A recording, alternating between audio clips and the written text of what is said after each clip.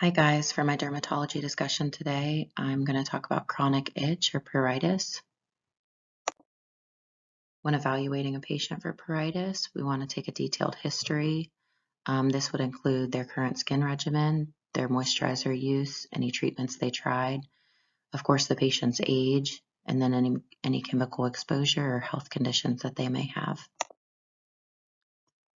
Causes of pruritus, some primary skin diseases such as atopic dermatitis, psoriasis, or xerosis.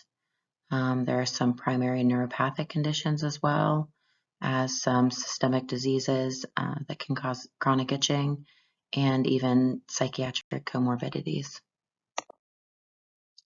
There are some basic labs that you're going to want to have checked for the patient with pruritus. And then some additional labs that you may want to order based on the patient's underlying symptoms and your professional judgment of their physical exam. There's some even more advanced labs for a refractory itch. This would be based on underlying conditions that the patient may have, such as anemia, fatigue, abnormal liver enzymes, things like that. Secondary causes of pruritus, some conditions you can see on the left: iron deficiency or overload, malignancy such as cancers, liver disease. Pruritus can be drug-induced, and you can see the screening tests on the right that would coincide with those disorders or diseases. Treatment for secondary itch. Some primary treatments would include just treating the comorbid condition. If you treat that condition, oftentimes the itch can get better or even go away. Making sure that the patient is using moisturizers, and then patient education to minimize the scratching. Some secondary treatments that you'd want to think about: oral antihistamines, Benadryl, Zyrtec, Claritin, things of that nature. Topical anti-inflammatory agents such as corticosteroids, topical corticosteroids. Oral medications such as gabapentin can be helpful for those neurogenic conditions.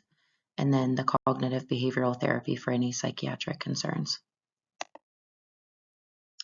The malignancies brought up earlier, different types of cancers you want to be on the lookout for: breast cancer, colorectal cancer, things like that.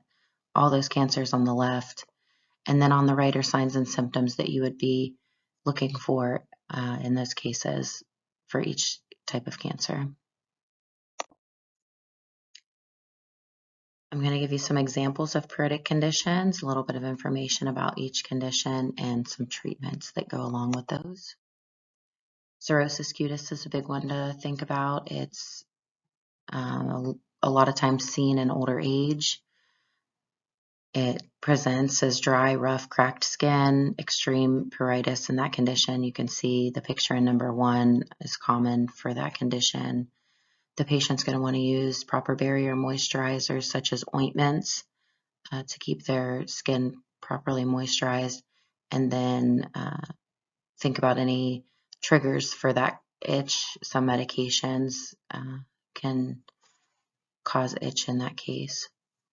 Some other conditions on the left and information regarding those in the middle, as well as treatments on the right for those.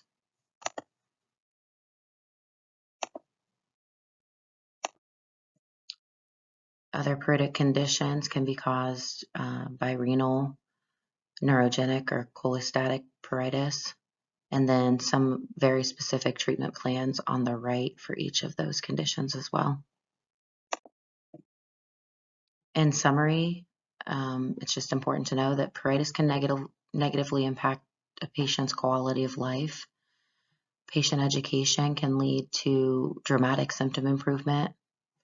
Dry skin care should be a priority in patient teaching. A lot of times these conditions begin with dry skin and then get out of hand when they're not properly cared for.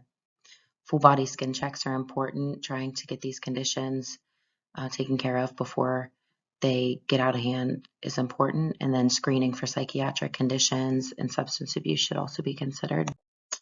That's all I have for chronic itching and pruritus. Thanks, guys.